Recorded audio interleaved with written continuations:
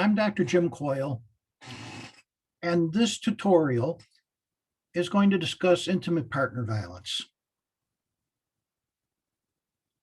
The United Nations defines intimate partner violence as any act of gender-based violence that causes physical, sexual, mental harm or suffering to women. It's important to notice that this definition focuses on this is a gender issue, that women are at greater risk for violence in relationships with men, which is true. But it's also important to recognize that that's not the only way that violence can happen in families, and that my experiences in practice have suggested that there are times where women can be violent and other times where I saw patterns of violence that were involved in both partners, and where there were mutual patterns leading to violence within the relationship. So it's important to recognize that we need to think about how this is a factor that really affects women, and we have to advocate for that, as well as recognize that we need to pay attention to other things that may happen a little bit differently. The assigned reading of Bromsky and colleagues discussed factors associated with intimate partner violence. They reported that alcohol abuse, young age, abusive attitudes, history of child abuse or violence were all risk factors for increasing intimate partner violence. While at the same time, high social economic status, secondary education, and formal marriage can act as protective factors. When we think of intimate partner violence, we often think of what's in this graph, is that it is men using power and control in order to intimidate and coerce women.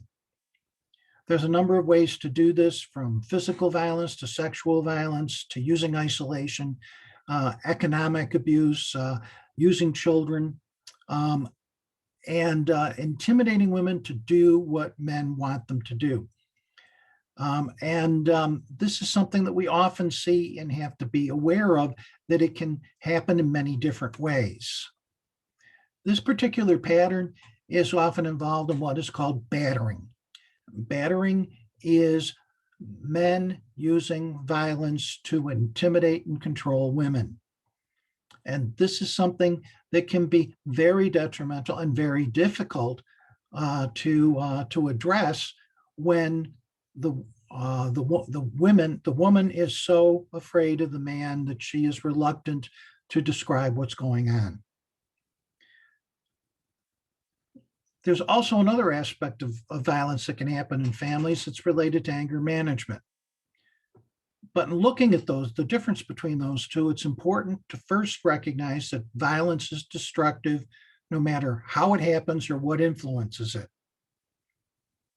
Intimate partner violence or battering tends to be about the man being in control of the woman.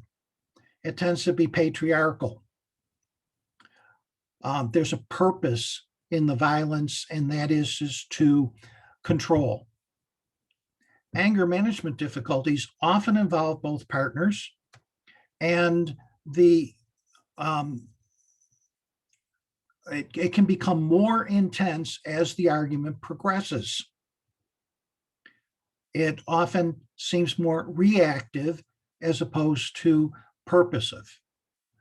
It tends to be learned behavior, and it often occurs in other situations, such as work situations or stressful situations in the community. Both of these, as well as all types of family violence, tend to be influenced by substance use and by stress levels. And so these are things that are also part of any assessment of violence in the family. There are significant consequences for women from intimate partner violence. Women are much more likely to experience depression or have alcohol abuse disorders. They're more likely to have low birth weight babies and to contract sexually transmitted diseases. There's an increased risk of death and injury, including risk of being murdered by an intimate partner.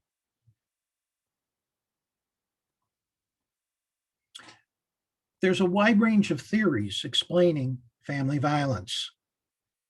And psychoanalytic theories, social theories, and family systems theories are all discussed in a chapter in the book Family Violence.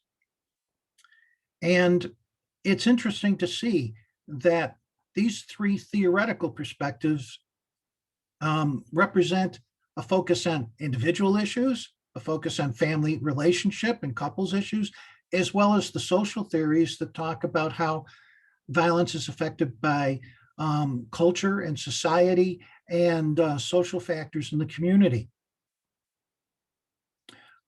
Reykjavik-Felser suggests a social structural approach that includes feminist and conflict perspectives, and that acknowledges the importance of the social factors, such as a person's cultural beliefs, economic factors,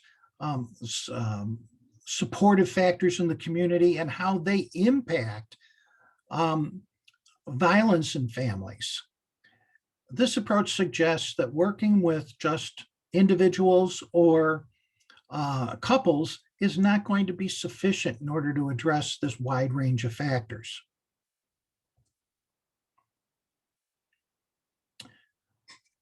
Another assigned article shows that Ellsberg and colleagues talked about prevention of violence. They reported that women-centered advocacy was helpful, but programs for men who were violent, there's less evidence that that's really an effective intervention.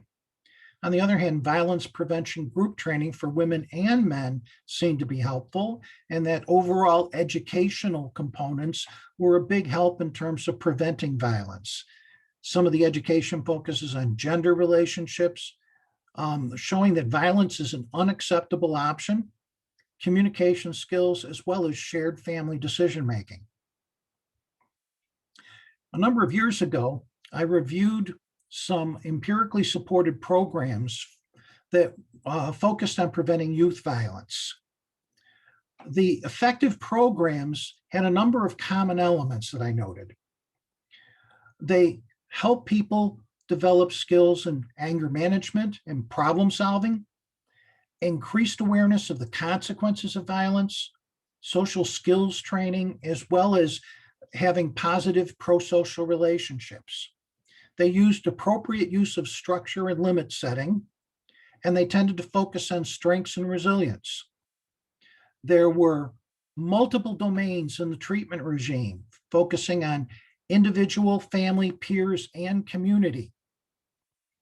All of these factors seem to be helpful in terms of preventing youth violence, and I bring them up here because they seem to have something in common with some of the reports that we talked about in intimate partner violence and family violence in general. As I mentioned in the tutorial on child maltreatment, family violence interventions can take place at a primary prevention level, which is preventing violence.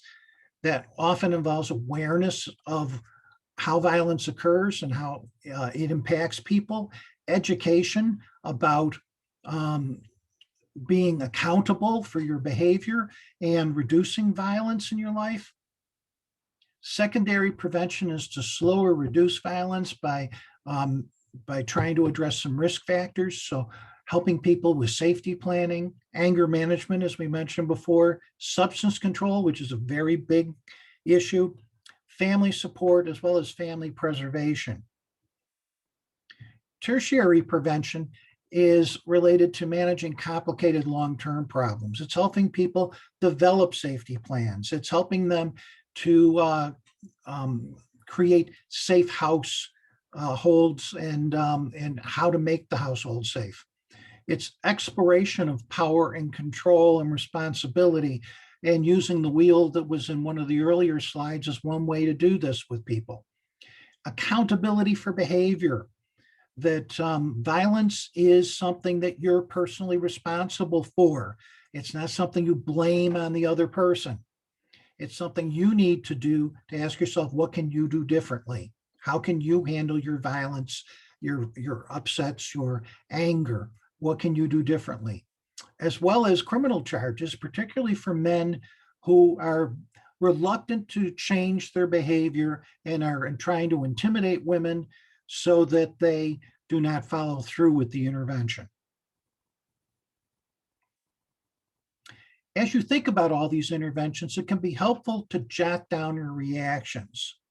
And I also want to suggest to you that when we're working with violent people, one of the things that can happen is that we can react ourselves to the violent story, and we can have a little bit of reaction to that, which makes it hard for us to listen to the story.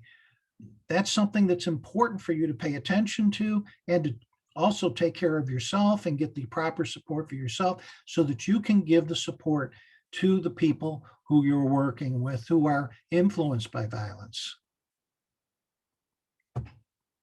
There's a number of strategies that are helpful when we talk about preventing intimate partner violence. Many of these have already been mentioned, but I'll review the ones on this list. Teaching safe and healthy relationship skills, engaging influential adults and peers, particularly men, disrupt the developmental pathways toward partner violence, teaching children, having people early on learn that they need to control their angry feelings. They learn to act in appropriate ways. Create protective environments where people intervene when violence occurs. Strengthening economic supports for families, which deals with one of the risk factors for violence.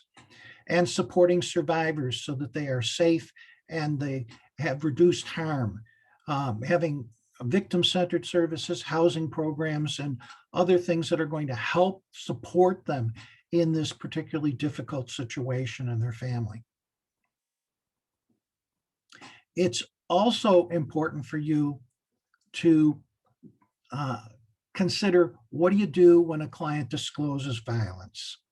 First of all, it's important to believe them and to listen openly and calmly. Tell me your story. Tell me what happened. Reassure them. This is a very difficult thing to talk about. It's not unusual for you to feel afraid or you to feel very emotional when you're talking about something like this. Write down facts and avoid interpretations. This reminds me of something I learned from a mentor of mine, Bill O'Hanlon, who talked about looking for using video talk to describe what was happening with a client. In other words, in a client situation, if you took a video of it actually happening, what would you see? What would you hear? You don't kind of focus on what may be going through people's minds or what their motivation is. And when you're working with women or other people that are discussing violence, you want to get them to focus on what actually happened instead of what they think is going on in people's heads. Consider when you should contact police or protection agencies and recognize how the client's wishes influence this. In many situations, if we're not talking about violence towards children, which you have a legal requirement to report, it's a matter of, does the client agree with reporting this? And that's something that you need to respect the client's wishes. Again, jot down your thoughts about how you would react in a situation like this. I'd like you to watch the video in which Jackson Katz talks about violence as a men's issue. This is a very interesting TED's talk, and I'd like you to jot down some thoughts you have as he's talking. And that's going to lead into our in-class exercise about what are the strengths and limitations about what Katz says.